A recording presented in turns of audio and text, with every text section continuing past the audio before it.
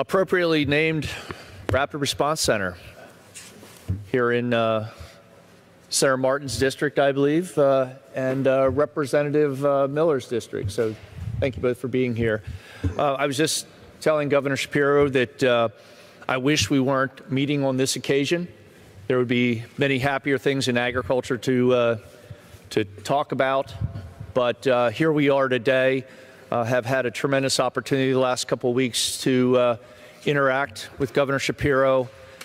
I told him that we haven't had many chances to cross paths, mostly because he made the phenomenal decision to appoint Secretary Redding or convince Nina that Russell could spend another 4 years with the Department of Agriculture. We all know, everybody in this room knows how important Secretary Redding and his staff are to what we do here. What we have is an unprecedented partnership between the Pennsylvania Department of Agriculture, Penn Ag, USDA, the university system, our laboratories. We have Penn State and University of Pennsylvania, and many others who have worked very hard to put together, first of all, this facility, but also this reaction to this very difficult situation. Unprecedented support from our legislature. Again, many are here, Senator Martin and the crew. There's no state in America who has stepped up and done more for their poultry industry through this time than Pennsylvania. And we're very grateful for that. And we would not be where we are today without that support and the partnership with the Department of Agriculture, USDA, and Penn State and Penn. So again, a lot to be grateful for.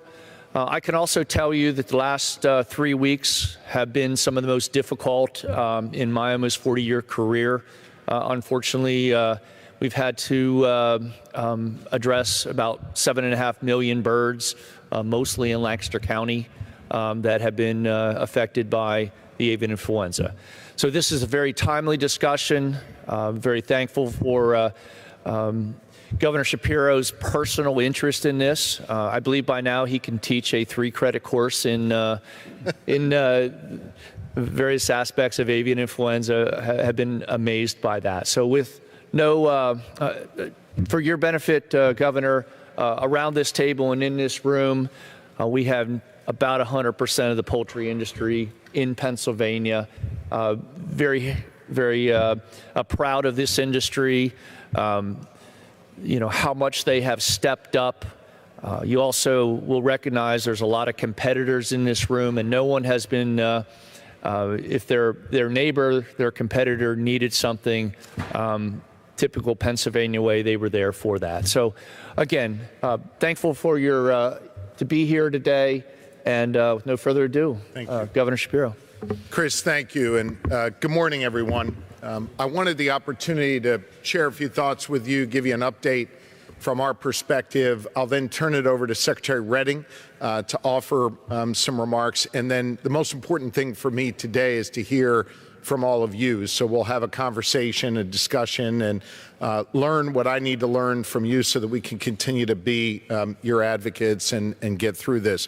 I want to begin by thanking Chris Herr for his outstanding leadership and partnership. I think he and the Secretary have spoken every day. We've spoken several times, including on a Zoom last week, which I think some of you were on. This is an example. By the way, just as this site is a unique site in the entire country, this is an example of how government, private sector advocates all need to work together. Typically, we're able to work together to lift up our industry. I think we've got the best farmers, best poultry industry in the entire country. But we also need to come together in a time of crisis, which is what we are facing now. So it's in that spirit of cooperation that brings us here today. I want to take a moment and thank the lawmakers who are here. Some of what I will talk about today and the resources the Commonwealth can bring to bear is as a result of bipartisan work that we do every day in the Capitol. And now we are in a position where we've got to lean on one another to get through this. So the aforementioned Senator Martin, whose district we are in, thank you, Mr. Chairman, for having us here today. Representative Miller, whose district we are in. But I think it is also important to note we're joined by our other senator from Lancaster County, Senator Malone. Thank you very much. I know many areas of your district have kind of been at the center of this.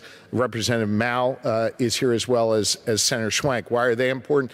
They are two of the chairs of our agriculture committees in the legislature. You've got Democrats here, you've got Republicans here. There is no partisan way to address high-path avian influenza. It requires all of us to work together, and I think it's important for you to note who is all here today. And there may be, during the discussion, a question about something in the legislature, and I'll lean on you gentlemen, you, Madam Chair, as well to answer those questions. Let me give an update on where things stand. We are obviously in crisis mode when it comes to high-path avian influenza. As of this morning, we have 26 flocks that have been impacted, representing about 7.6 million birds. Just to put that into some perspective for you, it is not only earlier, dramatically earlier in the season than what we expected. That represents more than half of all cases in the entire United States of America. So Pennsylvania is really, sadly, at the epicenter of this. I want to talk to you about the response that we've engaged in since we learned about this now about 3 or so weeks ago, and since things really sort of caught fire, if you will, about a week ago. We have deployed significant more personnel from the Commonwealth to help address this crisis. Right now, we've got more than 105 staff engaged on this work every single day, both from the Commonwealth, from the Ag Department, and from the USDA. I'll come back to the USDA in just a moment, along with some of our other partners. I have also authorized the Secretary to go out and hire 11 new personnel to complement our efforts here. And we've done away with all the bureaucracy that typically takes months and months and months for people to come on board. Of those 11, 5 have been identified. Some are literally starting this week. We are not delaying on this at all. And the Secretary is doing a great job of identifying the others who are going to be needed to help complement his efforts. He'll speak on that in just a moment. In addition to that, I've given Secretary Redding the authorization to move through our procurement process very quickly again. Typical procurement could take weeks or months. The Secretary is now down to hours for procurement for materials as needed. He can speak more about that.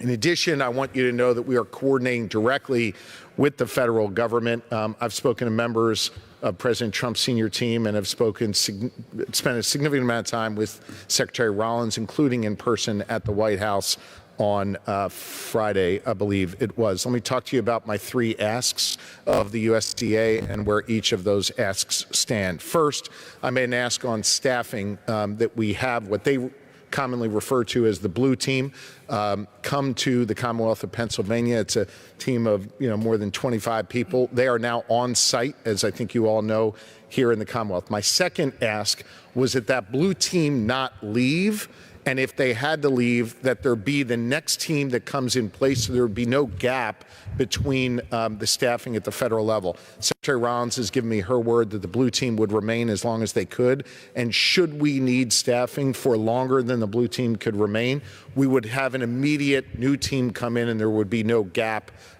in the staffing there. So we appreciate that commitment. Second thing I asked of Secretary Rollins in the USDA and her senior team, who, by the way, have been terrific. Secretary Redding can speak to that. That we needed a bit of relief on some of the federal requirements on dispatching veterinarians in these hot zones to work directly with Dr. Hamburg, who joins us here today. And by the way, Dr. Hamburg, I don't know how he's done this. He hasn't slept in about 3 weeks, and he and his team are doing an amazing job. The Secretary Rollins and the feds have agreed to kind of push the boundaries on some of those federal requirements on veterinarians and give us a lot more latitude and give Dr. Hamburg more latitude so that we could increase our complement of veterinarians. So we're in a good place on that. Third thing we've discussed, because I've heard it directly from Chris and from many of you, is whether or not a vaccine was going to be a possibility in the short term. Let me give you an update on where things stand there. Look, obviously, we all agree we need to make science-based decisions. Secretary Rollins, Secretary Reding, and I are all in agreement on that. We also understand that a vaccine could be complementary to other efforts. But Secretary Rollins was also very direct with us that this is not a tomorrow thing, that this would take months and months and months to deploy, if it at all, and that it would likely be in the form of a pilot, not sort of universal across the board.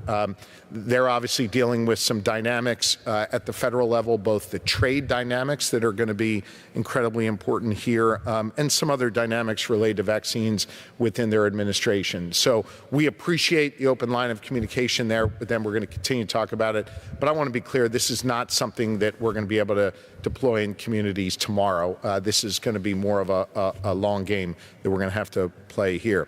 Let me talk a little bit about our preparedness. We have worked together. Senator Martin and I were together, I think, 2 years ago on a farm, a wonderful multi-generational farm, where we talked about the need to create a high-path avian influenza. And Jim is here, Jim Shirk. Oh, good to see you, Jim. Thank you. We were at Jim's farm, so thank you, Secretary Reding, where we talked about the need to establish some kind of a fund to help our poultry producers get back up on their feet if their flocks were destroyed. Here's the good news. We all came together on a bipartisan basis, created the only fund of its kind in the entire country, High Path Avian Influenza Fund, which right now has $60 million in it. That $60 million, if it is not sufficient to help our poultry farmers get back up on their feet, the legislature has also given me the authority to dip into other funds in order to increase that. So we have resources available to be able to get folks back up on their feet and for the business continuity that I know we need. We also understand that there will be delays here when you've got those zones where we are sort of closed off. We know that it is going to take some number of weeks, 5, 6, 7 weeks, to get things back to normal operations. We have a state fund that can help during that time, and we look forward to deploying that as needed. Look, here's the final thing I want to say. I'll turn it over to Secretary Reding in a moment, and then to all of you. We're going to get through this. We are going to get through this. This is not good. This is obviously a scary time. I know this is a time of great worry and great anxiety. I get it. We're going to get through it, and I'm going to be there with you every step of the way. This is the kind of moment that tests us, but as I said at the top, we are a community that's been tested before, and I think we lean on one another, public sector, private sector, advocacy organizations like PennAg, and we are going to work our way through this, and we're going to get through it together. And I just need you to know that we've got your back in this. It is important for me as we go forward here to continue to hear from you, to hear what is needed, to allow me to go work my tail off to deliver for you, to allow the Secretary to know what he needs to do to work for you. So I hope what we can do here in our time together is to have a constructive dialogue about what you're seeing out there, where the gaps are. You can also tell us what's working well so we can amp more of that up. Let us know if there's anything additional we need on the federal side. I'll continue to work with Secretary Rollins to make sure that, that they're delivering for us. And again, just know we're going to get through this. We're going to work together. And brighter days are ahead for our poultry producers, our farmers, and our entire ag industry across our Commonwealth as we work our way through this. So with that, I'll turn it to Secretary Reding for some opening comments.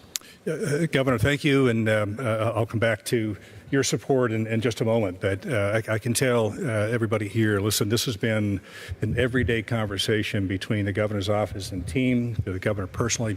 There hasn't been one thing that we've asked for that hasn't been answered and addressed and engaged. But let me come back to the governor in just a moment. I want to start at the very top and say thank you, certainly to this industry. We've built a $7 billion industry in the state, and we're proud of that. You look at the last sort of USDA census, I mean, poultry and the poultry industry continues to really rise up, right? And we're very, very proud of that. And that's a credit to each of you and the extended farmers and relationships that you have. So thank you for that. To Chris and Penn Ag, I want to say thank you to Chris and the whole team, certainly to Mary Beth as President of Penn Ag, and the work that they have continually done to keep us engaged, to keep us sort of at the table, if you will, thinking about the many dimensions. As you know, this is very dynamic, right? This changes by the hour at times, and certainly overnight, always. I want to say thank you to Dr. Hamburg and Dr. Lilly and the entire animal health team at PDA. There have been some very tense conversations just given the subject matter, right? The types of decisions that we're called upon to make in real time. You cannot delay these, right? There's not tomorrow, I'll get back to you, right? You have a few minutes to make snap decisions, and that takes somebody with a steady hand and all of the credentials that Dr. Hamburg and Dr. Lilly bring to the table. So thank you. And certainly to our PDA team who behind the scenes are doing all this contract work, and Executive Deputy Greg Hostetter and Deputy Secretary Lisa Graybill. There's all kinds of things that have to happen to make this come together. So a special note of thanks to each of them. And of course, as noted, we can't do this without our USDA partners, and to the governor's credit here. I think the tone of those and the spirit of those conversations have been really, really gratifying to know that even under fire, there is a partnership there that is so critical to allowing us to respond both as a nation for the USDA and certainly as a state. And they recognize the dominance of this industry inside that conversation for the nation. Right? Every conversation they're having about poultry and diseases and trade and vaccines and people are looked at through the prism of Pennsylvania. That is an important aspect. We're reminded always, I think, in these moments of the assets that we have. And I think I've tried to train myself to think about, as bad as this is, what do I have access to, right? And we're here in this Rapid Response Center, and as noted, there's not two of these in the nation, there's one, and it happens to be here in Pennsylvania. We also know that the strength of our relationships, both in government and between governmental entities, but also between the legislature and industry and the partners and communities, is critical. And that work is dependent on each other, right? What I do, what the governor does, what the legislature does, all very critical. And we have seen, I'll say, the very best in people. The very best in people. I mean, these are not easy conversations at any level. They can test your patience for sure and your diplomacy, but I'm still proud of all of that. We really have seen the very, very best of people. Unprecedented for anybody who's been around this for some years, and certainly to the industry. You've got to reach back to the early 80s to see the dynamic we're witnessing today, right? That was the very first onslaught. That fits into the asset list, right? That was a time when we did not have an Animal Health and Diagnostic Commission. We didn't have the paddles system, and Dean Hoffman is here, and Dean Penn State is here, our whole partnership. We didn't have a paddle system.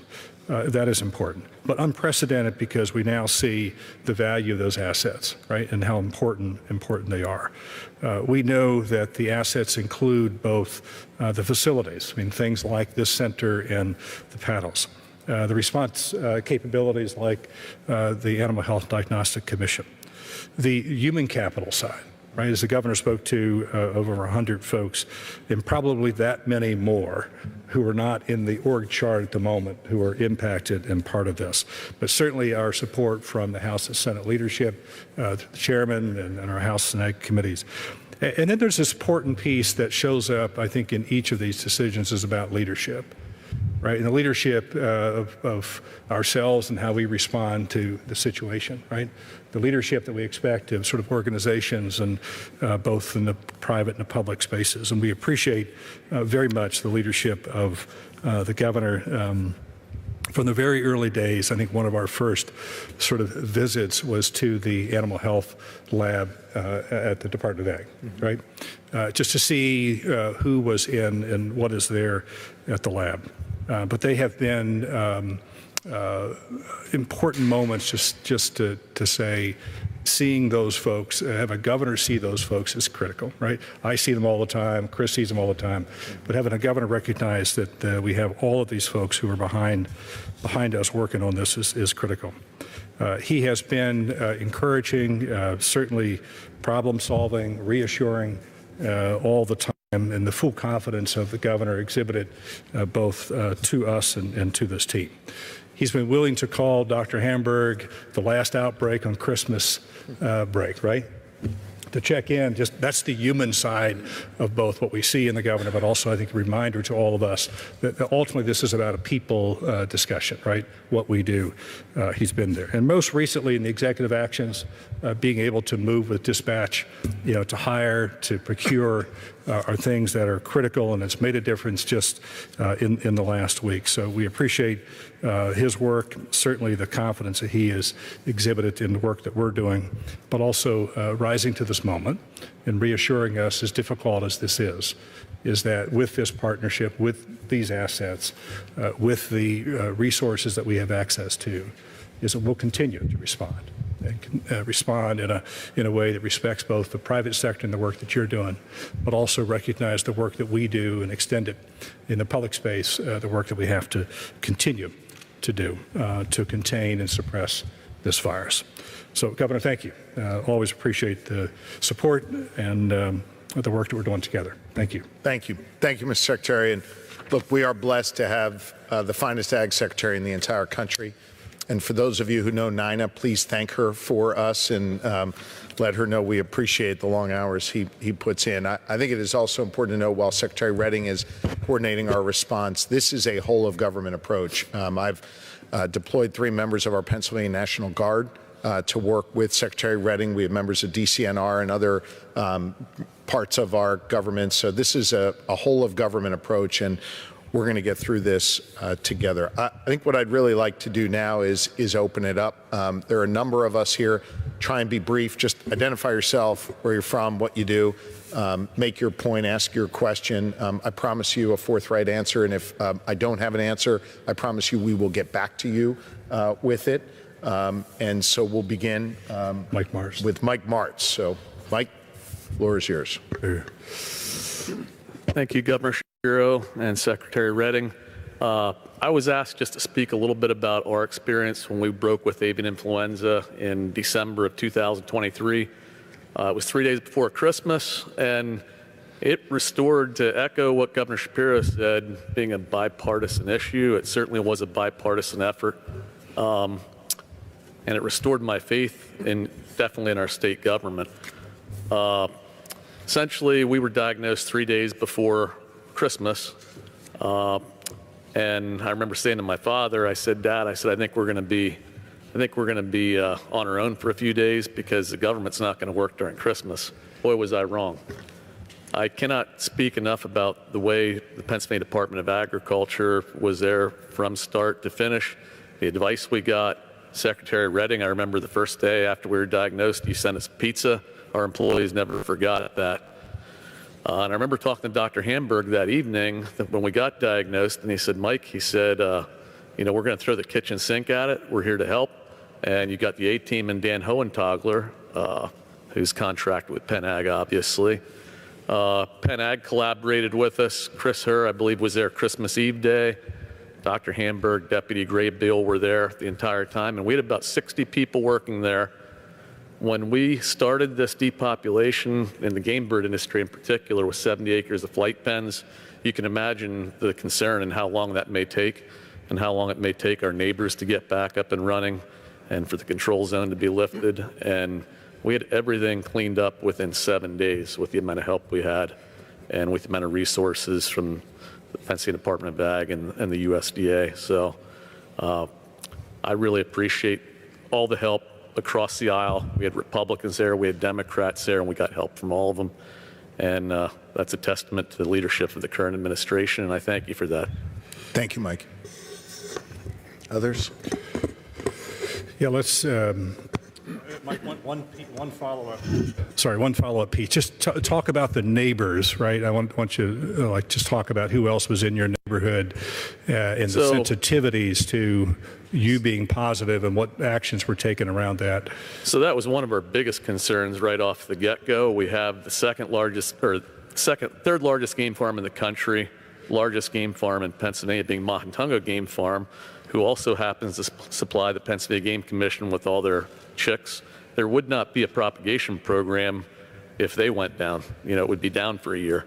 So township roads were immediately closed off. We informed Mahantungo Game Farm right when we got tested. We had one pen out of 120 pens that had some sick birds. They were initially diagnosed with marble spleen, not avian influenza, but we informed them, hey, there's something going on here. Stay away from us. Don't let your employees come anywhere close to us. And we also had 2 Jergowitz growers that were right in the infected area. And I don't want to say how many broiler houses and operations around, but that was a huge concern. And I'm just thankful that with all the help we had from, our employees, friends, neighbors, and also, PennAg and the state government, USDA, it allowed those folks to get started back up much quicker and get back to business. Great. Does that answer? Yeah, that's helpful. I think just giving a sense, I mean, it's your farm, but you've got a lot of responsibilities in that neighborhood to others who may be in poultry and to your employees, so thank you. Well, that was one of my 3 big main concerns in addition to our employees and just the future direction of the business when we were hit, but one was neighbors. Yeah, thank you. Heather, could you share? I mean, then we'll come to Scott as a one deck. But Heather, just tell us a little bit about your operation and perspective on the response. I'm Heather Lewis. At that time, we were broiler farmers in East Donegal Township, Lancaster County. We have since changed to pullets now, but we were scheduled to get birds. I forget the day of the week. It was like 3 days, and Crider's broke about a mile from us. This was back in 20. Hey, Heather. Yeah. If I could just ask you to speak in your mic a little bit closer. Sure thing. I want to make sure everybody can hear you. Okay. Thank you. So we sat empty for 99 days, and we just waited and waited while everything kept happening around us. And the recovery grant that we were able to apply for was super helpful to us. We are first-generation farmers in Pennsylvania. And we have mortgages to pay, and we have bills to pay. And it was fast, it was direct, it was easy to apply for. Chris sent us the application, and he helped get us going right away on it, so that things didn't have to wait, and we were ready. We were more than ready once the birds were able to come back to our area and produce a healthy protein for this growing population. Since then, have we talked about moving out of Pennsylvania? We have. It feels risky, but is there another state that we would want to move to that we would feel so supported? And there's not. So as we look at our future generations, and we want to become one of those multi-generation farms, it's here in Pennsylvania, because we know that we're supported by so many. That's great. You're not allowed to leave, Heather, so you're Not stuck. allowed to leave. Can I just ask on the recovery fund? I appreciate the fact that you thought it was smooth and seamless. Yeah. We're the only state in the country with this, and we're working really hard to move those dollars out quick. Any other feedback on that, particularly as we presume we're going to now face a real demand on that? Anything we could learn from your experience as we go forward here? From our experience, the application was easy. I don't know if it's changed since 22. Okay. Our integrator at the time had also helped us. So while we didn't need 100% of what we had lost, we were able to become mostly whole again. And it was easy. It was quick. We went over it with, I think I reviewed it with one of our ag lenders just to make sure nothing was being missed. Okay. And the money came fast, so we were able to keep up with payments. Great. Thank you. By the way, I mentioned Chairman Mao, Chairwoman Schwank, two heads of our agriculture committees, House and Senate. We're also joined by the majority chair in the House, Eddie Day Pashinsky. So you've now got 3 of the 4 ag chairs who are here. We appreciate you being with us. Yeah. Scott, you're up. Should have a green light on. Scott, I'm surprised you're talking. You never have anything to say. So anyway, Pull it down. I've been coming to these meetings since 1983. I probably own more chickens in here than anybody with any species in the state, and I never had the flu. And I have 8 farms sitting empty now in the black zone. Here's a picture from 1983, and it looks the same today. So we've gotten very good at cleaning up messes, and we're doing a terrible job at avoiding why we have the problem in the first place. The birds are going to keep flying. They're going to have a flu that doesn't necessarily kill them. But here on Earth, we screw it up. Too many birds on a farm. We have wild birds mingling with domesticated birds. We send them into New York. We make the virus hot. We drag it back here. Back in the early 80s, one time I brought crates back from New York and set them in the barn to load some fowl that we had left over from something. And within 24 hours, all the birds were dead in the barn. And I told the veterinarians at one of these meetings, the virus is in New York and it's very hot. And 2 weeks later, when it became somebody else's idea, they sent some veterinarians to New York and realized it was very hot, and we drug it back to the States. I don't think it ever gets very hot here, but as we have different species mingling together and put them in a tight space in a New York market, and the New York market is 10 times as big as it was in 1983. You know, all the Muslims and other people from around the world come in there. They like to see the bird before it's dead and all that stuff, and it's great. And they don't create the problem in New York in the live bird markets. The problem all starts here at our place in Pennsylvania. So I think we're the only company in the United States that cleans out and disinfects the chicken barns between every flock. Most of the world does it that way. Canada does it, Saudi Arabia does it, Russia does it. But here in the States, we have houses that don't get cleaned out between flocks. We get trucks that don't get washed out. We have not all in, all out like most of the world requires. We take some birds out every week, and we have trucks coming back and forth to the farms. And we make a really big mess. The industry, as you could note, in the last couple of years, made more money in the last 4 years from avian influenza than they probably made in the last 20 years put together. We have 9 farms, I think, in the U.S. took the chicken egg market from $1 a dozen to $9 a dozen. 9 farms, and less than 10% was another couple hundred farms across the U.S. But 9 farms changed the egg price, which cost consumers billions of dollars, and we have all this money that we use to pay everybody back, and that's why this is going on from 1983 to now. There's a lot of money made in this business. The universities get grant money. We keep on paying for people's mistakes, and they're not mistakes. They just aren't going to change their habits when they can make so much money with avian influenza.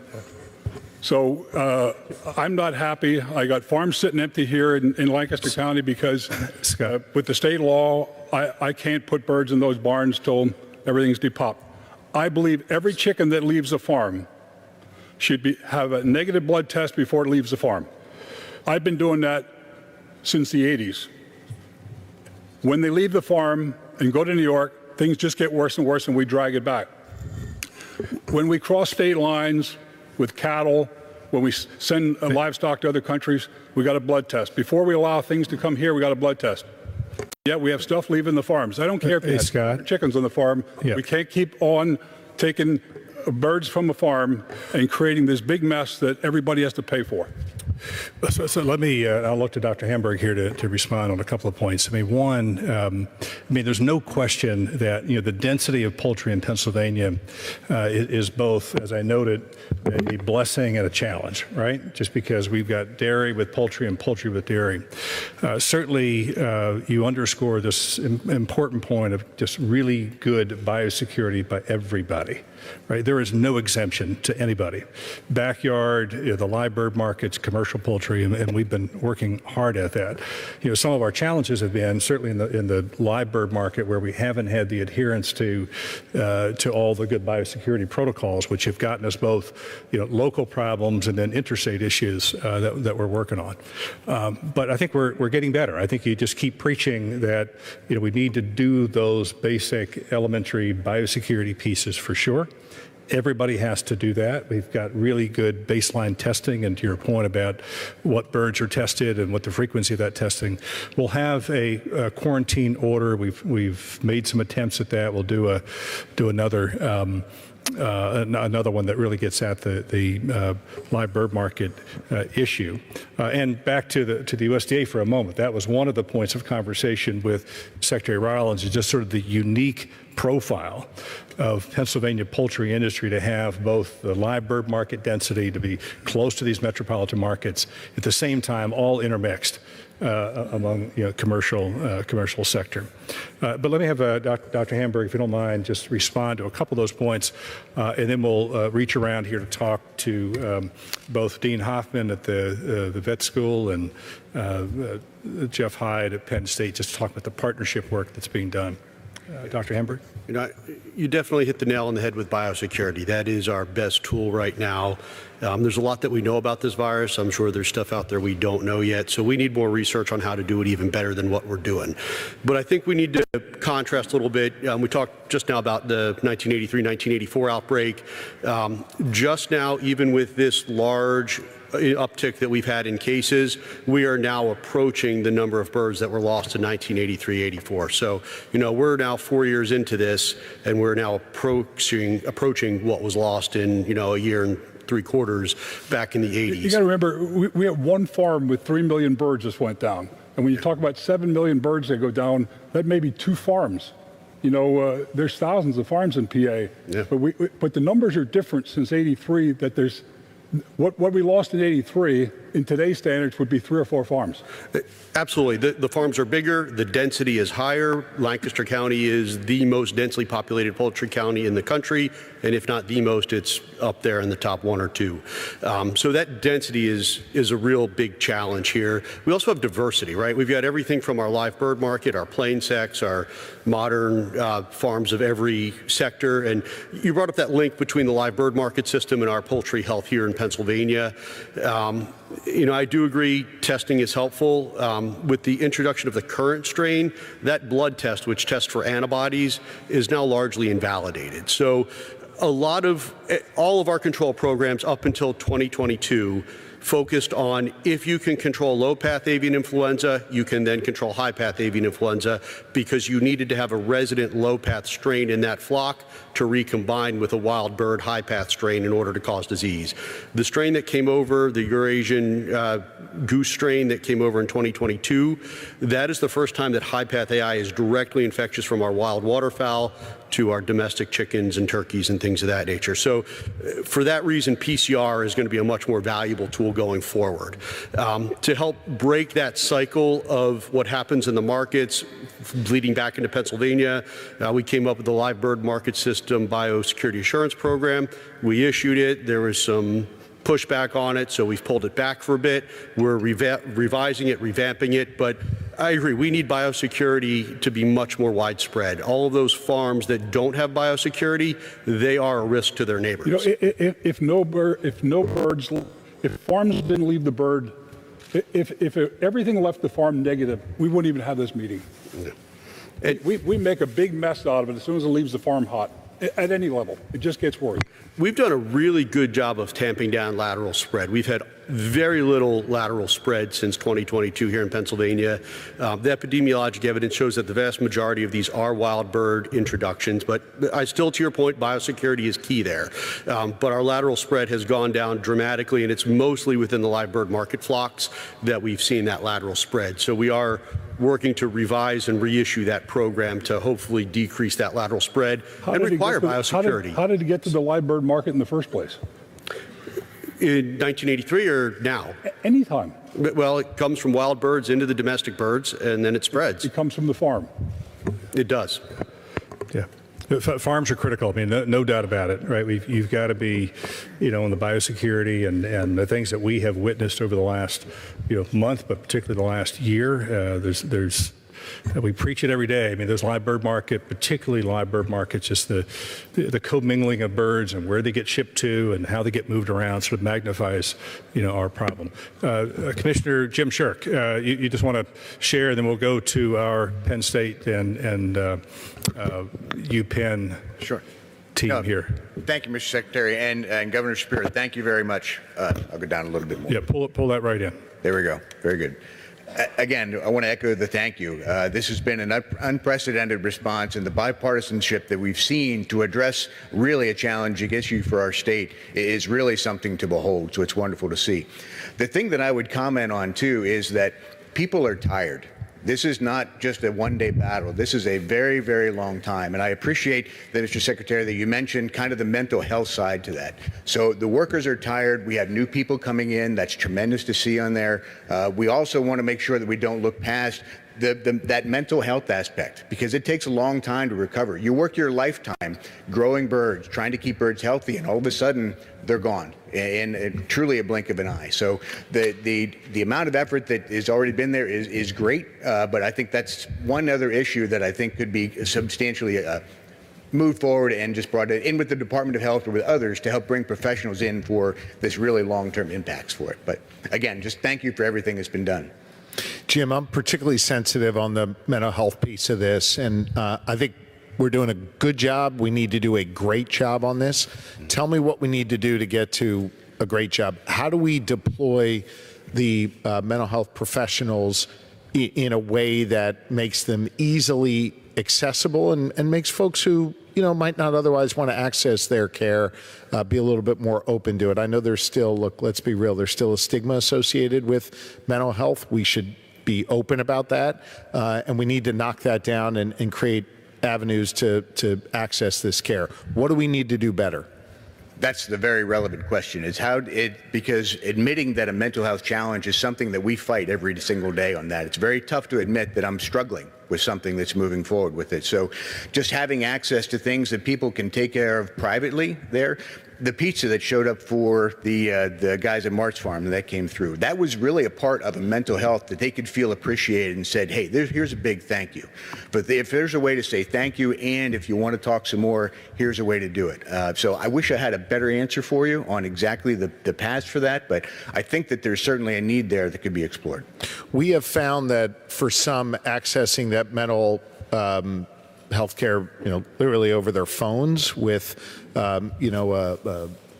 not literally Zoom, but some kind of a video conference, is in some ways a little bit. Folks sometimes are more apt to do that. It's a little bit more private than having a more public discussion on a farm. Would that be something that you think would be of interest? Yeah. We can deploy different resources. I just want to make sure that we are getting the resources directly to the people who need it in the mode that they find it most helpful. And I think that's a tremendous idea, because it allows for privacy. It allows for people that may not have a whole lot of technology in their homes, but they probably have a cell phone on there to do things too. So I think that's a tremendous idea to increase access. Okay.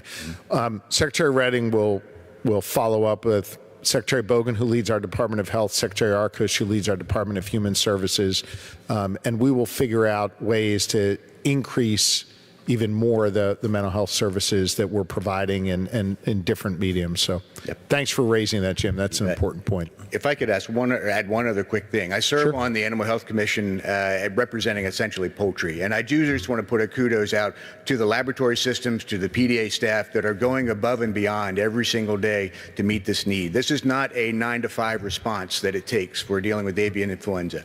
So the staff has worked tremendously with industry, with USDA, with PDA. But again, I'd be remiss to not say thank you to all of those people for what they're doing every single day. So. Yeah, thank you for saying that. We appreciate them very, very much. And look, let's be real. This is not going to end tomorrow.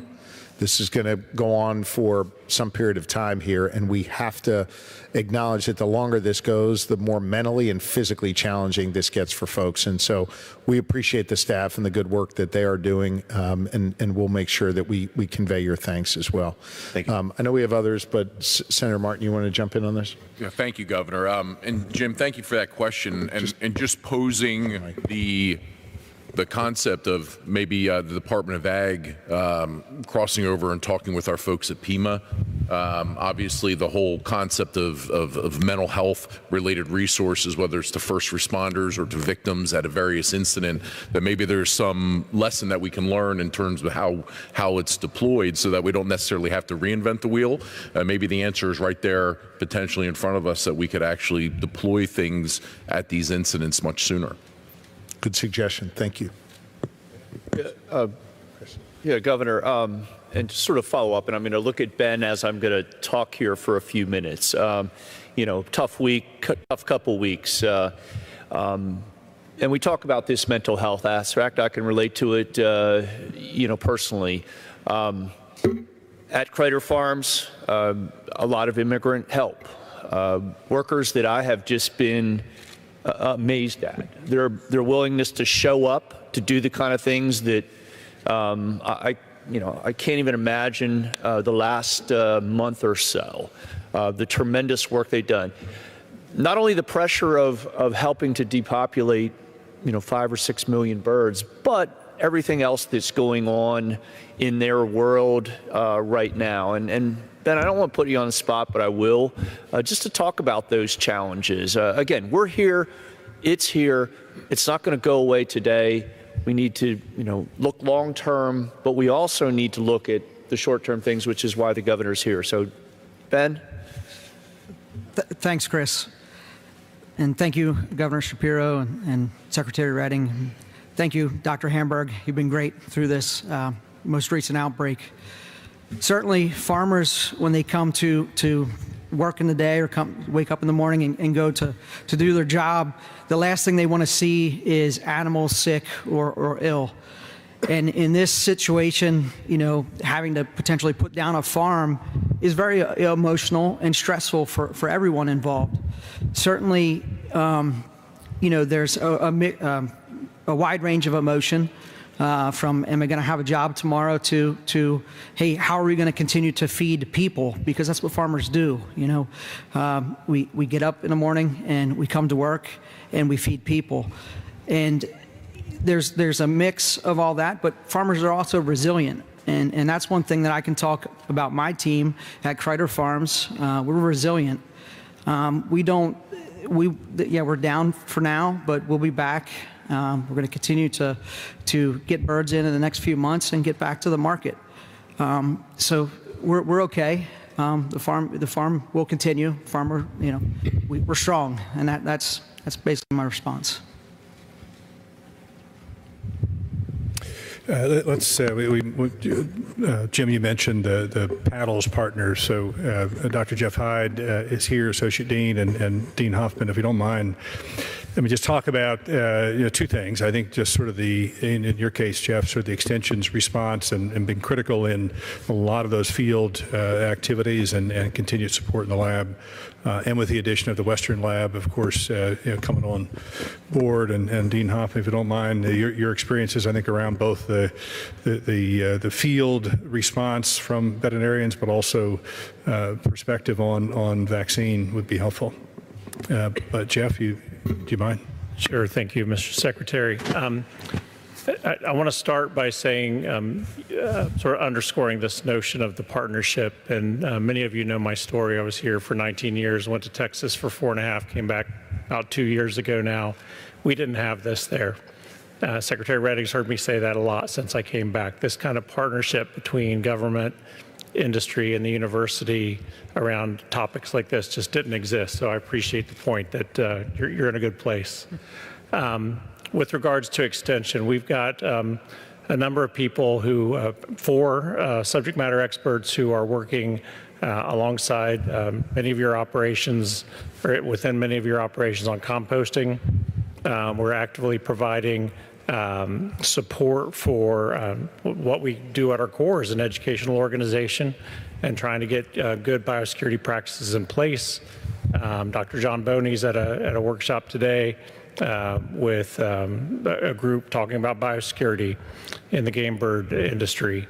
And so we're doing a lot, and we would like to think that we're making an impact. But we couldn't do that without the partnerships and the connections that we have represented in this room. So really proud of what we do, and look forward to continuing to be part of the solution. Who do you want to partner with that for some reason you haven't been able to? The bureaucracy gets in the way, funding gets in the way, whatever, something gets in the way. How can we extend the partnership? I appreciate the fact that we're kind of one of one across the country. I'm really proud of that. Yeah. But we can always strive to do better. So what's that one partnership you want that we haven't been able to put together? I may have to get back to you because kind of like you both said earlier in your opening comments, when we reach out around situations like this, especially, there's a positive response. And so I feel really good, Governor, about where we are. Okay. And if anything comes to mind, I'll let you know. But I don't see any barriers with regard to connections that need to be made. Okay. Thank you. Mm-hmm. Yeah. Thank you. Thank you, Governor. Thank you, Secretary. Thank you, Chris. I do think that the partnership in Pennsylvania is phenomenal. And I think the paddle system, including Penn Vet and Penn State and PVH, are functioning well, and that's an infrastructure that's critical to tackle any sort of epidemic. We have pathologists, we have virologists, we have veterinarians in the field that are very active in this investigation, and we have Dr. Hamburg, who we rely on, and Dr. Luley we rely on for leadership, and I think that's been a very effective team. I think the mental health issue is really important. It's important for farmers, producers. It's veterinarians also have day-to-day contact with those producers and farmers, and we now have training, accelerated training in veterinary social work, which addresses this issue on the farm. We are not licensed counselors, but we have dual degrees now that veterinarians can take both certificates and masters in social work. So just wanted to throw that out there that we do need more support for that program, and proposals have been issued in the past for these programs to build out veterinarian on the farm counseling. So as a trusted medical professional. As far as the outbreak goes, I mean, 40 years I've been a veterinarian, large animal vet. I'm hearing the frustration. I understand the challenges, the uncertainty, and the impact. I've been through many outbreaks. And I think we're really getting to that point where you have to make a decision on vaccination. Biosecurity is by far the most important protector across the United States. But when you have a poultry industry with the current commercial densities that we're looking at and the movement of birds, you have to start to weigh the risks versus the benefits of instituting a warp speed approach to vaccination. We've done it in the past. We shouldn't be afraid to do it in the present. And we have the sequences of this virus. We have unprecedented new technologies to develop vaccines across the different types. We have industry partnerships that already have vaccines that have been deployed in Europe and other parts of the world that are effective and safe. And it's really a matter of making the decision to move forward with candidates, and as you say, Governor, institute a pilot program, which is, I think, the appropriate way to go about this. In the middle of an outbreak, it's very difficult to do that, of course, but it's also a good time to get more support from the USDA to move forward on these vaccines. There are opportunities to vaccinate zoo animals, backyard animals, commercial flocks of all kinds, as well as game farms and so forth. So I'm speaking to you now as a very strong advocate to accelerate that effort towards building out a vaccine for the commercial poultry. I think that the world has come to the point where we see the risks not only for birds but also for potential spread to humans, and that is not something that we want to see layered on top of this. So, but our veterinarians are being trained and graduating and coming out ready to work in this field, and that's what we're mostly proud of. So, yeah, thank you for convening. I think it's really important to have the conversation. Thank you, Dean Hoffman. And I think it was Thursday night, Secretary Redding, we were on a Zoom with Secretary Rollins at 10 o'clock at night, working through these issues and really having, I think, a very frank and forthright conversation about vaccination. And they have, and this is not in any way meant to be a criticism, they've got a lot of dynamics that they have to work through at the federal level. And I made very, very clear, we're open, we're ready, whether it's a pilot or whether it's a broader deployment, that we would very much like to, have Pennsylvania be a place where we could deploy these vaccines. And so I just wanted to kind of set the table in the beginning with my comments to suggest this is not a tomorrow thing. This is not going to get us through the next few weeks here. The Secretary was clear about that, but it is part of an active and ongoing conversation. And with your permission, I'll share your feedback with the USDA partners that we have. I know Madam Chair Schwank had a comment or a question you want to jump in on. Thank you, Governor. Thank you. First of all, I'm State Senator Judy Schwank. I am Minority Chair of the Democratic Ag and Rural Affairs Committee, and I'm a consumer. So what we're talking about here today matters. And in the county that I represent, we not only have poultry, but we also have plenty of dairy farms with chicken houses on them as well. So it's something that's of great concern to me. I would most certainly want to thank all of the producers that are here, all the technicians. Governor and Secretary, you've convened a great team. Thank you for putting this together today. I actually serve on a national legislative committee of legislative, state, ag, and rural affairs leaders. Pennsylvania is envied for what we do, not only for what we're talking about here, but we also have the first Pennsylvania Farm Bill. Nobody else has even come close to doing that yet, so kudos to you. But I do have a couple of questions. One is, we need to get ahead of the curve on this, that we should not have to be continually, responding in an emergency way. That will happen. I mean, this is the nature of what we're dealing with. But in terms of what the legislature has to do, should we be investing more in the biosecurity then, in addition to what we're putting into to help farmers recover? Is this something we should be looking at? Because here we are, we're about ready, we have a budget before us. Unfortunately, we're not going to have an ag hearing in the Senate, but I know the House is, but I think maybe we could add it. But I think it's something we ought to be talking about. If we need these resources, we need to be able to put them forward. So I'll ask that, and I'll second what Dean Hoffman said about the vaccination program. We need to be putting pressure wherever we can, not just on USDA, but also on our federal congressmen, senators to help us to try to push at least a pilot program through. That's a great idea, Governor, so I appreciate that.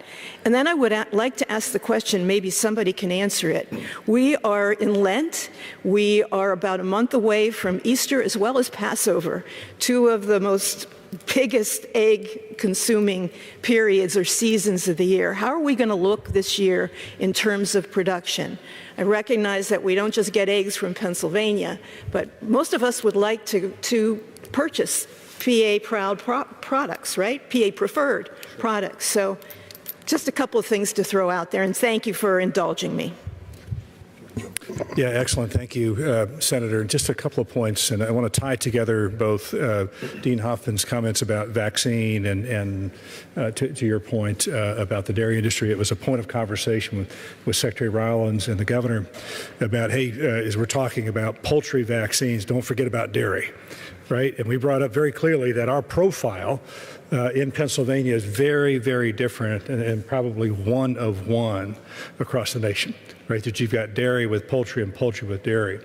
So as we witnessed, Dr. Hamburg can talk more about this, but I think what we witnessed last year in the high-path AI in the dairy industry is a major concern for us. And we really pushed hard to the USDA to say, please consider inside the vaccine matrix, if you will, of decision making, put the dairy industry in there, right? Don't assume that that's not either necessary or secondary. And they agreed. I mean, that's something certainly that we wanted to raise. So thank you for pointing that out. I think to your second question, just how do you get ahead of this? There's a couple of things lessons that we've learned. And they're hard lessons. One certainly is the level of biosecurity, right? And who has it, and then not just the plan, but who is living that biosecurity every day, right? And that has to be every day front and center in every poultry operator, and then the extended community that goes with that. We've learned that. We've learned really, it ties in with what Scott was talking about with the live bird markets, but everybody has got to be doing the right biosecurity, living that biosecurity, and then adhering to it, and getting everybody else who comes on the premise, either works there or comes in to service that in some way has to be on board. The second lesson is we spend a lot of time chasing things, right? And it's really frustrating that we have a map, but we don't have a complete map. We know that we've got the commercial operators in who are part of the baseline testing, and they've got a premise identification. Then you have all of these other folks who identify with agriculture when it's convenient to, but aren't there when you want them to be on the map, right? I'm trying to say there's a lot of folks with backyard flocks and others. This virus doesn't care how many. It only cares if you have the species of interest, right? So making sure that everybody, there's a Prem ID legislation that we have raised up to say, ultimately we need mandatory Prem ID. We can't not be guessing about whether someone has poultry in that neighborhood. When you draw those control zones, we need to know for sure. Like who is there, what size operations, and then importantly, how do you communicate, which is part 3. It's just how do you communicate with them? That's tough to do. I mean, the normal channels through Penn Ag and industry leaders work, but a lot of other folks aren't necessarily in those distribution channels. So that's an important piece of that we're working at. I mean, that's a lesson learned that we've got to get good at it. We've got to mandate that. It certainly has to be a mandate for purposes of reimbursement and investment. It should be paramount in terms of every decision. So when you send in the application for reimbursement, do you have the biosecurity plan, right? That has to be a question that I think expectation is that we should set that as the expectation. And then third, to your point about prices, I mean, we haven't seen any spike at this point. We're not where we were, 2 years ago when you had, so. Please. As of right now, the U.S. ag industry has plenty of supply for the pending market. So there will be no major spikes currently. As long as it stays contained to Pennsylvania, I don't see that changing at the moment. If I may add to that, I think what caused that spike in egg prices about a year ago was kind of a convergence of two things, right? There was a very large outbreak going on in California that wiped out, I believe it was roughly 70% of their poultry. That's a major egg state, and that was compounded by that flipping back and forth of the virus through dairy cattle to poultry, back to cattle, and back and forth again. And at the same time, Ohio, which is another large egg producing state, got hit very hard in their heart of their egg production area, as well as neighboring Indiana. So that took out, 3 very large areas of egg production all at the same time. What we're seeing here, while devastating, is a very different scale than what we saw about a year ago. Yeah, Senator, please. Just a curiosity question. I know the governor mentioned about talking with Secretary Rollins and that the vaccine would be not a tomorrow thing. We heard earlier about blood tests of birds coming off the farm. What is the difference? Obviously, it seems like both could, aim to stop what we're looking to stop, and that's the spread. What are the differences between, or the pluses or minuses, or is it cost considerations of the blood test? If vaccines aren't ready now, is there opportunity on the blood test front? And I don't know the answer to that, but I thought I'd ask because I heard both of these things talked about today. Yeah, this one seems to be in my wheelhouse. So the reason why blood test has been a staple of avian influenza prevention and detection for decades, what that does is it detects antibodies against the virus within the blood of the bird. It's cheap, it's easy to get, it's quick, so it's been a great tool. In all those years that we were using it, low pathogenicity avian influenza is the main thing that was circulating, and we'd get occasional incursions of high path AI.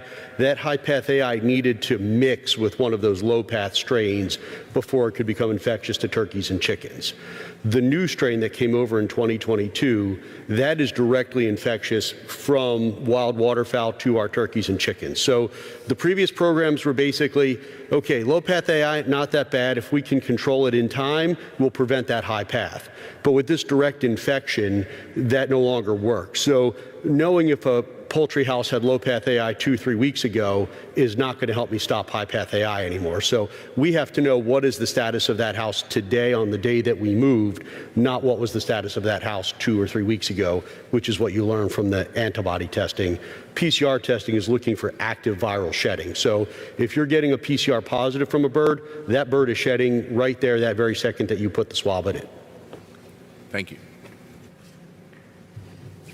Others? Yeah, please, over here. Just introduce yourself, please. And sorry. Hi, I'm Shelley Cuck with Cuck's Turkey. I'm the biosecurity coordinator. And before you had asked about other agencies that we would be in contact with that would be able to help.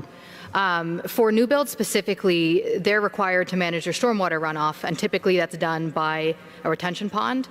Is there any other outreach we could be doing to agencies that handle that side of things that would have another idea that we could utilize for that? Because that is a huge risk on any farm that you're building right now.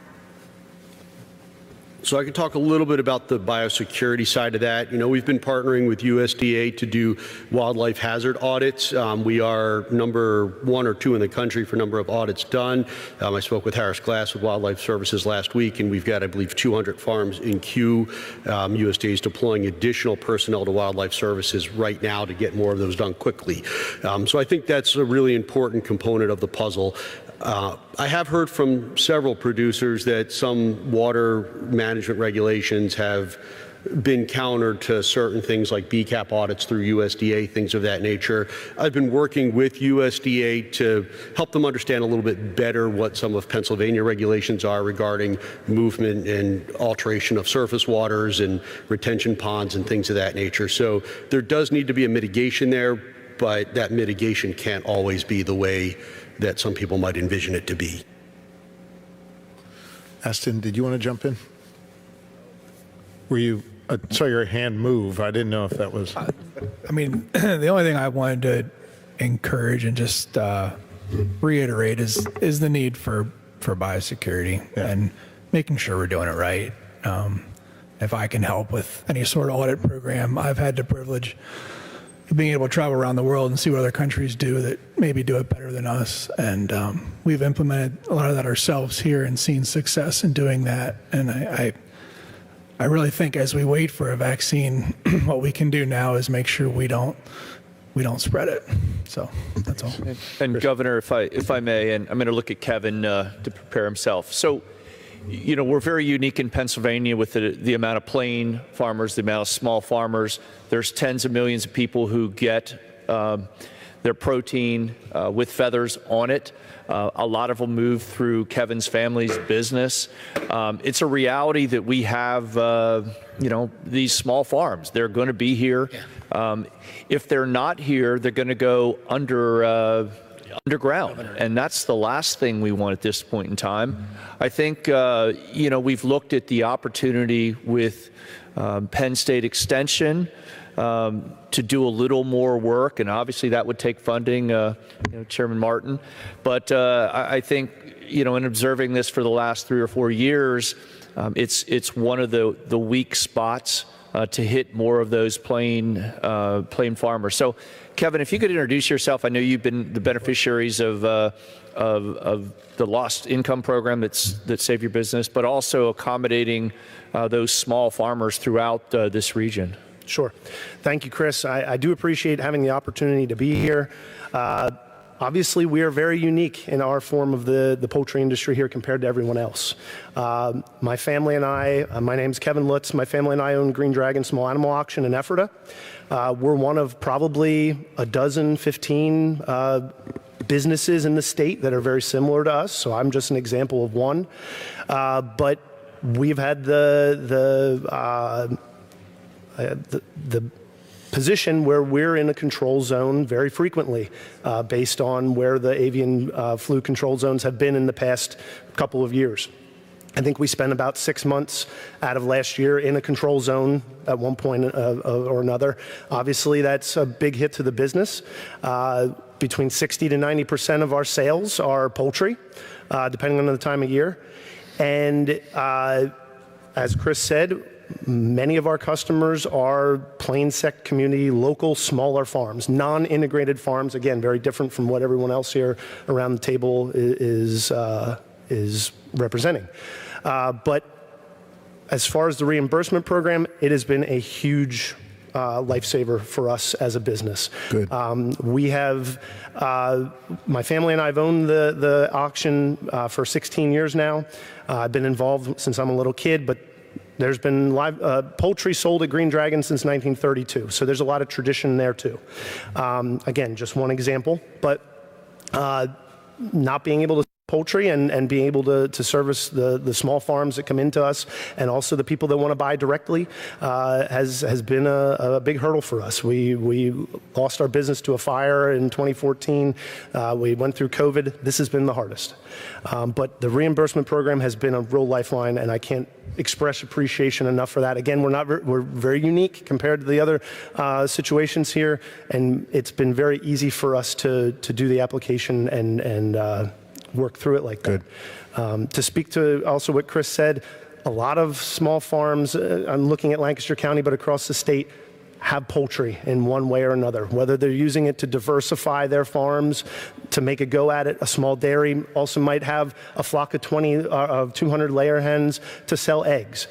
We often end up then seeing those spent fowl at the end. But also just backyard folks. I would echo, though, the getting the word out is certainly a challenge. We try to do that as our business. I agree 100% that it is difficult to get the information out to the non-integrated operations. The smaller plain sect farms, if they're coming to us after a month and still don't know that there's avian flu in the county, that to me is a problem. So any help there would be great. But again, just to make it continue to work. We've tried to be creative with biosecurity. Obviously, inherently, it's difficult, but working with Chris, coming up with some ideas to implement things at our operation to hopefully then be able to reflect that to others too in the same situation. Thank you. Your point about, pardon me, communication on biosecurity is really well taken. I mean, we're trying to do everything in our administration, obviously through the Secretary, to amp up our communications. One of my asks of all of you today is to do the same, word of mouth on your social media channels, what have you. We've also spent a good bit of time talking to the Amish community in more private settings about the importance of them being engaged in biosecurity. And I must say, we've gotten a really positive response and work well with them. So we're trying to do everything we can on our end. I welcome your feedback. If there are more or better ways we can be communicating, let me know. Every day we strive to be better than the day before, so let us know what we can do on that front. And my ask of all of you is to raise your own voices and amp up your own communication in this space. I know we only have a few minutes left. Chairman Dan Mal, the Ag Committee in the House, wanted to say a few words. Thank you, and thank you so much for putting this together and everybody for attending this today. It's been a lot of great information, but I'm going to go down just a little bit different road here, and I'm going to lean on the vaccine issue. And something I haven't heard about is we have a lot of trading partners in Europe, and from what I understand, any bird or bird product that has a vaccine in it, we're going to have a tough time selling it to Europe. Right. So has there been any conversation between Secretary Rollins and our European trading partners as to, because if it's here, it's a matter of time before it's going to be there, and they're going to need to do something as well. Are we working together between the USDA and Europe so that we can maybe come to a vaccine that we can all accept? I think, look, that's an issue that's been identified. It's a challenge. I know some of our federal partners are working on it. I can tell you I've personally spoken to Secretary Rollins. I spoke to Senator McCormick about this issue at some length, and Secretary Lutnick about it as well. No one, and again, I mean this in no way to be disrespectful or critical at all. These are complex issues. No one has an immediate answer on it. I think everyone has identified the challenge, and we're going to work through it. And our administration is going to continue to work closely with our federal partners on this. Thanks. Let's hope we can get this issue resolved. Thank you. Thank you. Tess. There we go. Oh, thank you. Tessa Applegate, I kind of echo your thoughts, Kevin, and that's kind of where my question came from. Clark's Feed Mill, we're a very small fourth-generation family business. The idea, I think Heather kind of said, of the integrator, we're commonly looked at as the integrator, which technically, by specific terms, we are. But we aren't fully vertically integrated. So we don't have a hatchery. We don't have a processing plant. We have a family feed mill, 1929, and we have a poultry grow out. So everything in our feed mill goes to our birds. I guess my question is from the business side, and first I do want to thank the recovery fund is huge, and being able to tell our farmers that they have this opportunity like Heather is huge. Again, we have a lot of these small farms. All of our farmers are small. They have at most 3 houses. A lot are purchasing. We have a lot of father-sons that have grown for us for many years, and the sons are now buying the farm. And again, they have those mortgage payments and all that. I guess my question comes to us as a small business, lacking the hatchery and the processing plant, the margins are a lot thinner. So I guess what does that look like for a small integrator for us when it comes to that recovery? If we were to get positive, we're all in. We're currently building a new feed mill. Our feed mill is too out of date. We don't have a choice. So we just broke construction in November, and to be transparent, our homes are. Our family cabin, our family farm that grows for us, that's all pledged. There wasn't anything left on the table to not pledge on this project. So AI is a huge threat to us. It could wipe out us, and then that means everything personal is also on the line. So I guess, what does that look like from a small business perspective of this recovery fund? What are the steps? How much is available? Where does it end? Or, heaven forbid, we're at the tail end. What is left for us? I guess just that process to better prepare.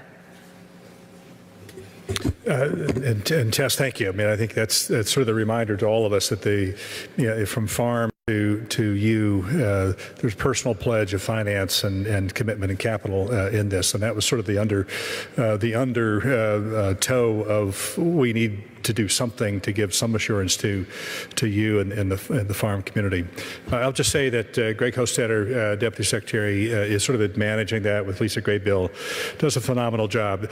You're protected in there. I think you have to sort of work through that pyramid of the feed, the birds, the farmer, your exposure, the et cetera.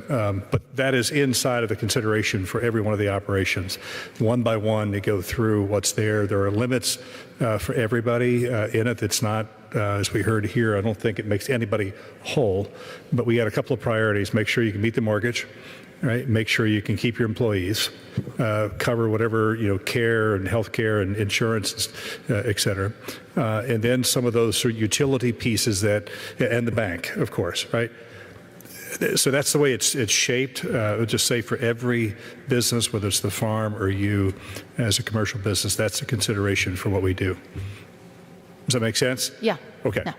Yeah. Thank you. Yeah, Brad Wagner with the Wanger Group. So as I look around the room, a lot of friendly customers and competitors here as well. But I was happy to hear Heather here, that she's here representing the farmers, and you don't look around the room and see a lot of the producers that ultimately we need to keep in business. They support our business. So the PA Recovery Fund has been a blessing to many of us, Wangers as well. But the old adage, an ounce of prevention is worth a pound of gain. So using that money maybe in a preventative manner rather than a recovery manner, it could be approached. I know, Governor Shapiro, you mentioned how the vaccine could take months. This is a present issue and needs to be, in my opinion, accelerated. If you're sitting neighbors to Scott, he did provide some things. You may or may not agree with those comments, but nonetheless, he has extra. I think as we look to tackle this issue, eyes wide open when we consider vaccines, preventative measures, et cetera. So thanks for hosting this, but I do think we need to accelerate the action here.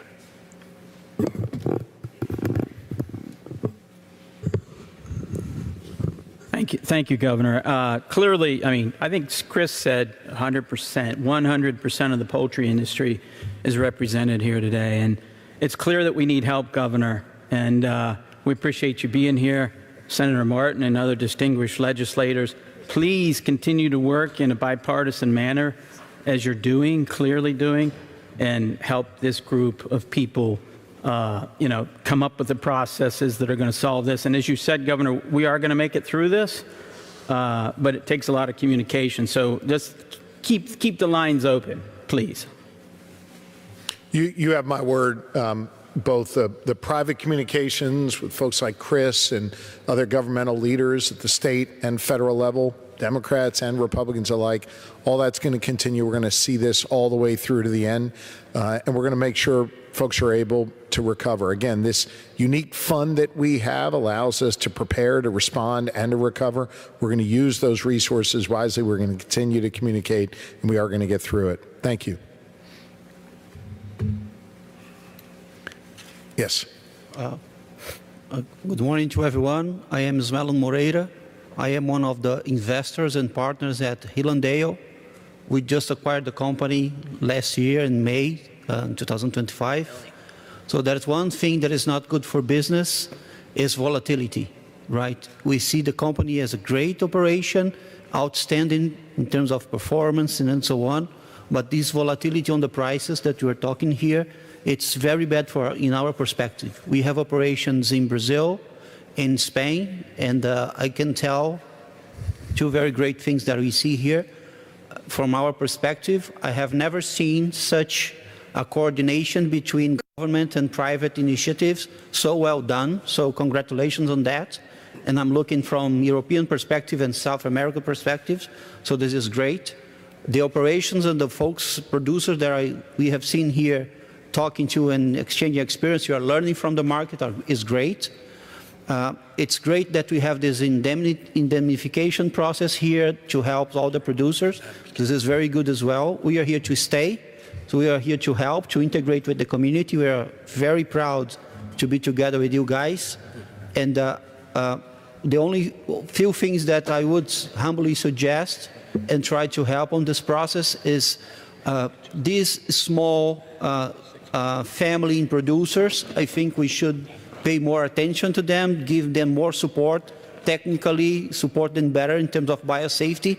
It's when I discuss with our directors that I'm not a specialist, I'm a financial guy and investor, so when I discuss with them, it's all the time we get this conversation that they are not very well technically support and they have always looked like some threats to bigger operations. So we have a lot of sites with 200,000 birds, 300,000 birds, and then we get threat or get in a region that it's risky because someone else is producing with 200 or 300 birds just in the neighborhood.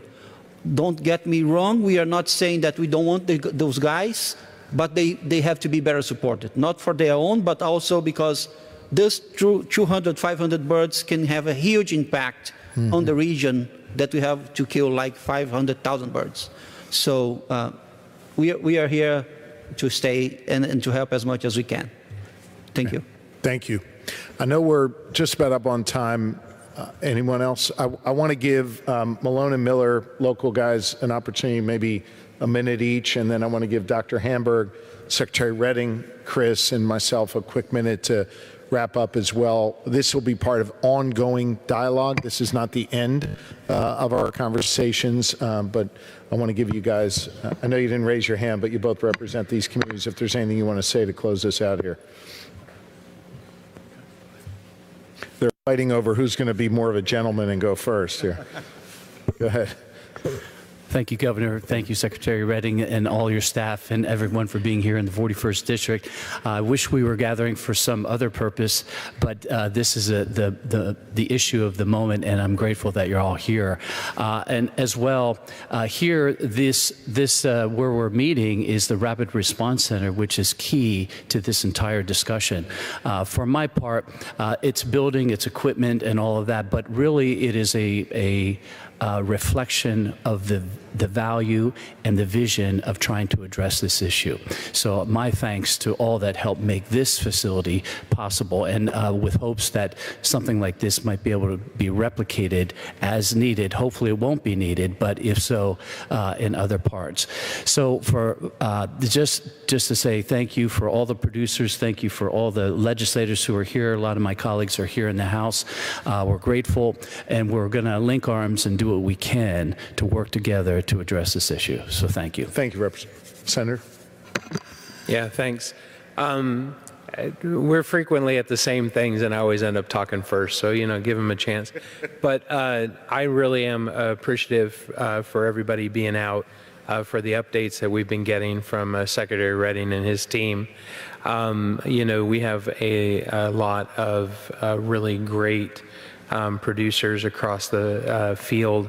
And, I know that there is concern. We already have this strain of HPAI coming in a new tactic and a new infection rate. And, there is concern about potential cross. And, we haven't seen that yet. But having more and more information available so that everyone can circle up and do what is the most effective is really, really essential, and really thankful for you guys pulling that off. Thank you, Senator Malone. Senator Martin, any closing thoughts? Well, first off, I want to thank you, Governor, for being here today. Sadly, it feels like deja vu from our meeting on the Shirk Farm a few years ago, but I think what really came out of that was, one, it was really driven by the industry's desire and want to be able to communicate to us what their feelings were as to how things were going on the ground. And I believe that bipartisan effort of working together really led to not only how we can have a better response, but also how do we plan for the future and be prepared better. I can't say enough, just thank you to all those who have been responding in this unbelievable weather time that we've been in. The sheer fact that we've had people doing what they're doing, cleaning farms and dealing with this in sub-degree temperatures and dealing with water, I can't even imagine. But what I do know, and what we have shown our commitment in a very strong partnership between industry, between chambers, and between branches of government, is that we are all here and want to continue to hear what's working, what's not working right now as part of that sprint, but how we can do things better in terms of the marathon moving forward and continuing to be a leader in this country in this format that we have now established to keep doing things better. So we're here for you. We're going to keep communicating, and we'll all get through this together. Thank you, Senator Martin. Dr. Hamburg. Some of the themes that have come up here today, we've talked a lot about biosecurity and better surveillance. We're working to improve that through things like the Biosecurity Assurance Program. We've heard a little bit about partnership amongst all of the various stakeholders in the poultry industry, as well as our government and sister agency counterparts. Things like Premise ID is another way that we can help advance that partnership and advance that cohesion. And I think, one thing I'd like to get out there is we're still listening, right? A lot of the best answers come from those that are in the field every day.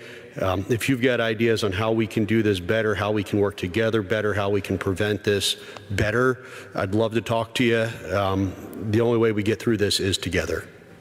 Thank you. Chris, and then the Secretary. We're here today because of the visit that you had a couple years ago with Senator Martin. That's why we're here.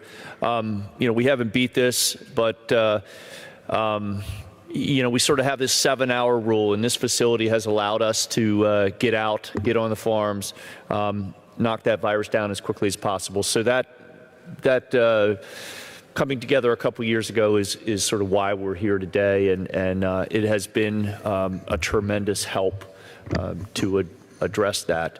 Still a lot to do. Appreciate the openness. Secretary Redding is always taking calls day and night, weekends.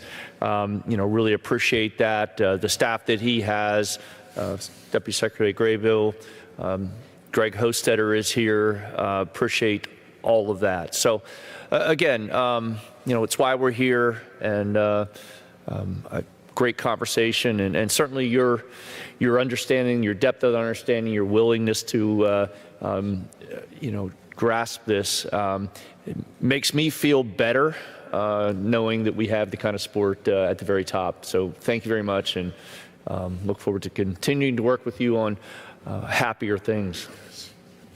Thank you. Yeah, Governor, thanks. And I'll end where I began with a thank you. I mean, I think just to this community, as I listen, I tried to keep notes of recommendations, whether it's on the mental health and wellness, and the work with PEMA that's looking at some of the vaccine discussions here. Certainly continuing to build out our resources. I'd say two things at the end. One would be every farm and every time that there is a depop of some type, there's a lesson learned. Right, and just sort of capturing those lessons. Some of them are, for us. Some of those are at the farm level, right, and the integrator in the community. And I'm always amazed at the things that we learn about what happens, the flow lines, and who's going to show up, and how do those decisions get made. So just asking you to share those lessons learned. I mean, they're really critical in the moment, but trying to capture those so that we get better, right? We keep getting better. Which leads to point two is, I think for all of us, an awareness of what's happened the last month and just the ability to meet the surge, that surge demand. And we've got some new resources. We've got a center here, of course. We have, the USDA, very fortunately, the National Guard. But there's also another tier to this, right? That if you stay in this sustained mode, we've got to be thinking about a lot of you who have access to either personnel or equipment and resources that allow us to surge when you need to. So I just sort of plant that seed that is something that, as we, the department, think about it, we can push the limits, but there's also just a field force, right, that's got to be there to help do that response, and that's where you fit in. So open ideas about how do we do that. We've got the resources to do that, and I think a willingness from all to make that happen. And then just to say to the governor, I think this is a back and forth, and never have had sort of a governor with sort of the access, but also interest of just saying, what do we need to do, right? And how do we respond to this? What's the right thing to do? How do we make sure that the systems are responding the way they need to respond? So always sort of interested, a high level of sort of compassion about what we do, but also a sincere interest in the business of agriculture and the people in it. So thank you. Thank you. Mr. Secretary, thank you. And I'll repeat what I said earlier. I think we've got the best ag secretary in the entire country, and no better leader of this effort than Secretary Redding. And so I truly just want to thank you and your staff for the great work that they are doing. I appreciate all the comments from today. Just, kind of summing up, I hear loud and clear on the staffing front. We're going to continue to make staff available to work through this, hear loud and clear, and I think I can speak for the members of the legislature. We understand the importance of having funding available, and I know we're going to work together on a bipartisan basis to ensure that that funding continues to be available. I hear the comments on biosecurity, both how we go about it and how we communicate about it. So I think those are really important comments that we're going to take to heart. Also really appreciate your comments, Jim, about mental health. I know others touched on it too. And we're going to think about how to drive those services out, including through PEMA. I thought that was a really good suggestion. The vaccine conversation I get, I think everyone here also understands we've got a federal component to this too that we've got to work through. Trust me, I'm going to keep pushing on that front. And again, hasn't been adversarial at all, but we all recognize there's a lot of layers to this and we've got to work through it. And I just want to stress, I think, Brad, you made this point about colleagues and competitors you have at this table. Let's not lose sight of that, right? We've got folks from different branches of government, different parties. We've got people who work together and people who compete with one another all around this table, not at cross purposes, but at common purposes. And to me, that is something that I think, oftentimes goes unnoticed. We should not lose sight of that. That's a big deal that we could just convene around this table and work together in this way. I think the last thing I just want to say is, part of the reason I appreciate the Secretary talking about, how engaged I am in the work that he does. Part of it is because I think what you do is truly noble. I mean, it is a noble cycle to see what happens on your farms, in your factories, and your facilities, and then what ends up on people's tables, not just here in Pennsylvania, but the way we power this country with Pennsylvania agriculture. There are few things more noble in life than what you do and what your colleagues do, and I respect the hell out of that. And I want to do my part to help you get back up on your feet. And so we're going to be here with you every step of the way. We're going to get through this. There will be happier times, Chris, where we'll be able to celebrate more good things, but we're going to work through it together, and this will be one of many conversations I expect that we'll be having over these next few, hopefully weeks, not months, as we work our way through it. So thanks for giving us your time today. Everyone knows how to reach the Secretary, our state veterinarian, my office. Please stay in touch. Obviously, you know how to reach your lawmakers. There's no wrong door here. We're all working together. So please continue to lift your voices up, and we'll continue to work together. Thank you.